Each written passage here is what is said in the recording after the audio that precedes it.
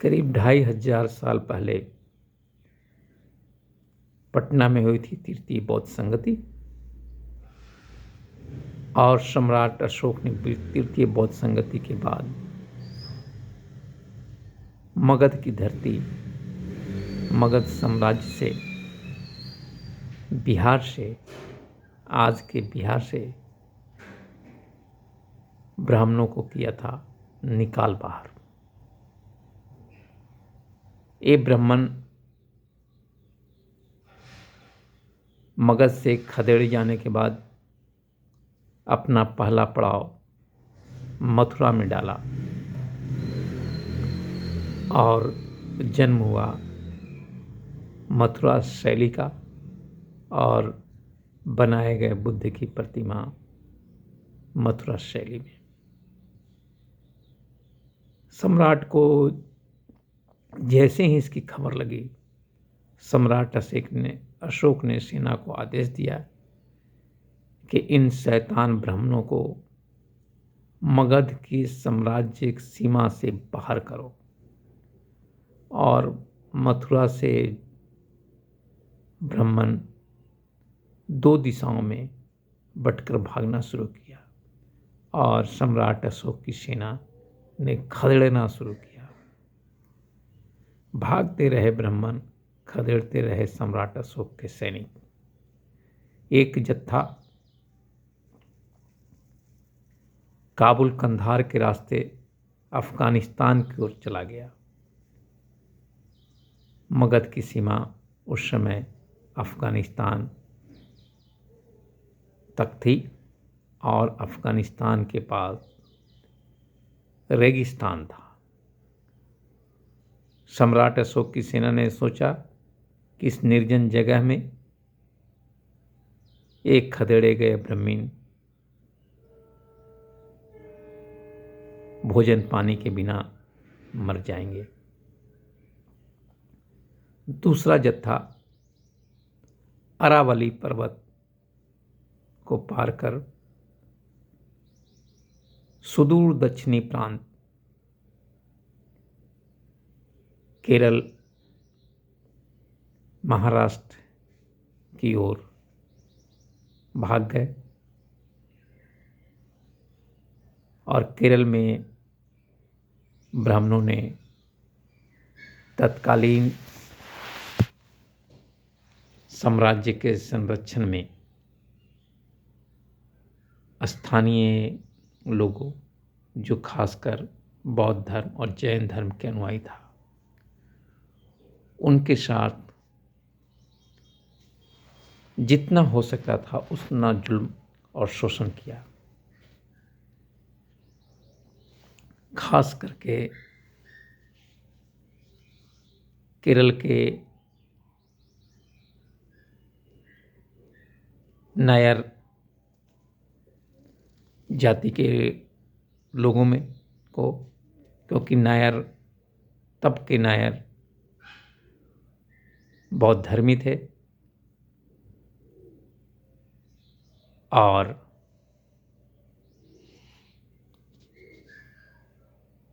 उनके शोषण,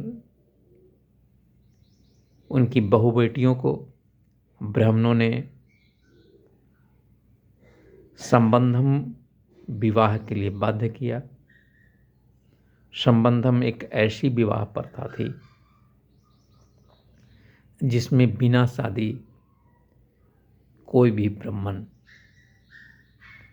किसी भी नायर महिला के साथ यौन संबंध बना सकता था, उससे बच्चे पैदा कर सकता था।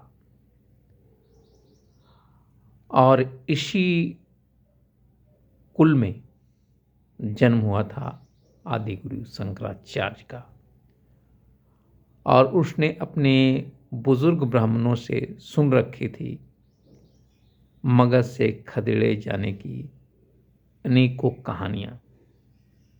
बालक शंकराचार्य के दिलो दिमाग में बौद्ध धर्म के प्रति कूट कूट कर नफरत भरी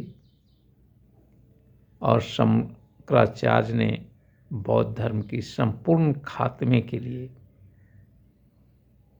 बीड़ा उठाया और बौद्ध धर्म नष्ट हो गया।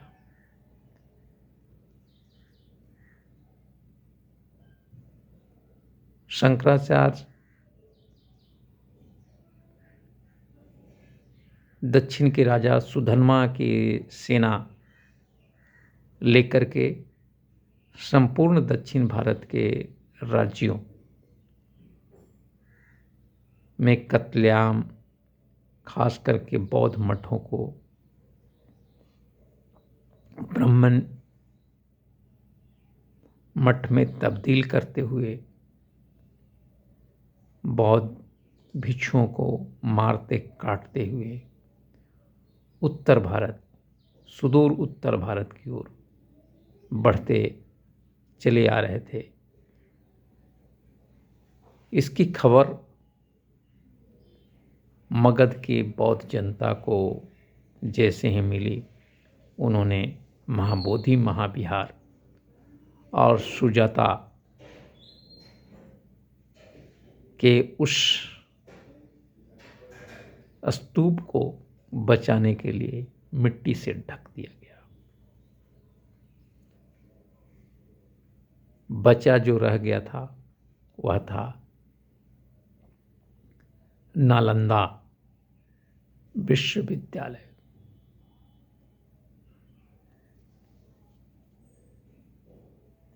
जिसे बाद में मुस्लिम शासनकाल में ब्राह्मणों ने जला दिया था। दक्षिण में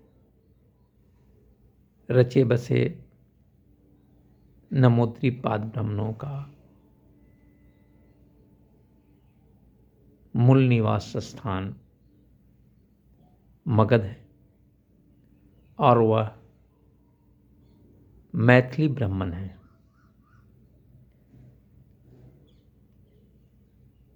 और विशुद्ध रूप से वैदिक परंपरा, पूजा पाठ में विश्वास करने वाले ये ब्राह्मण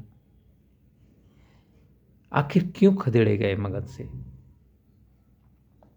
मगध की से खदेड़े जाने के पीछे जो घटना है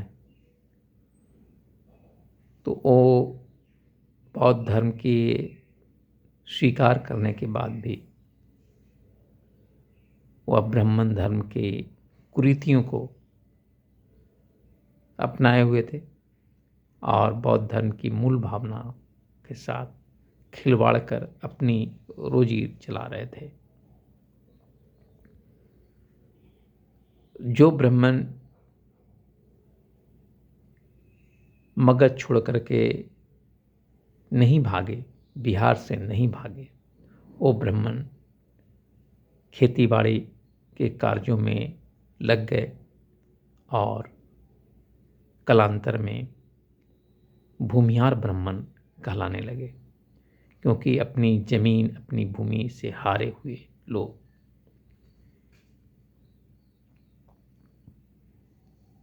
जो ब्राह्मणों के साथ जो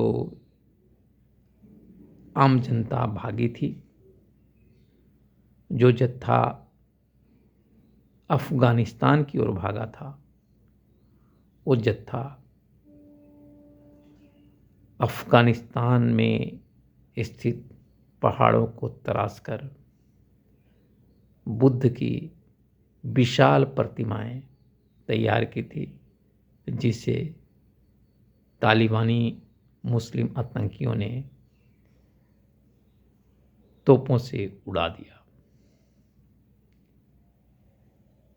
मगध से भागे गए ब्राह्मण जो महाराष्ट्र, खास करके पुणे में बसे, उन्होंने वहाँ बसे स्थानीय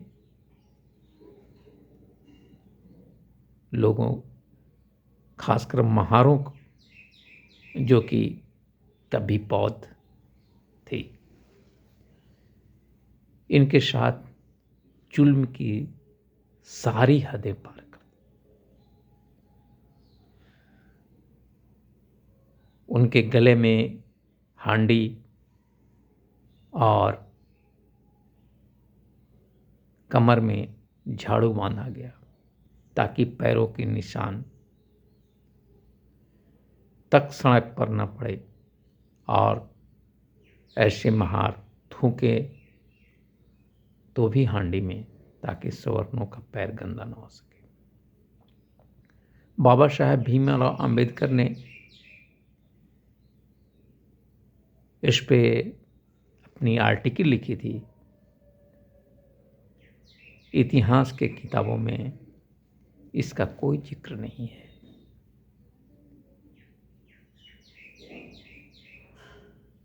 लेकिन दक्षिण भारत में जो ब्राह्मण गए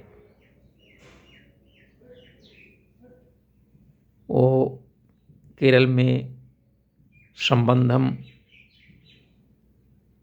विवाह के नाम पर नायर महिलाओं के शोषण करने के साथ ही मंदिरों में देवदासी परंपरा का भी आरंभ किया।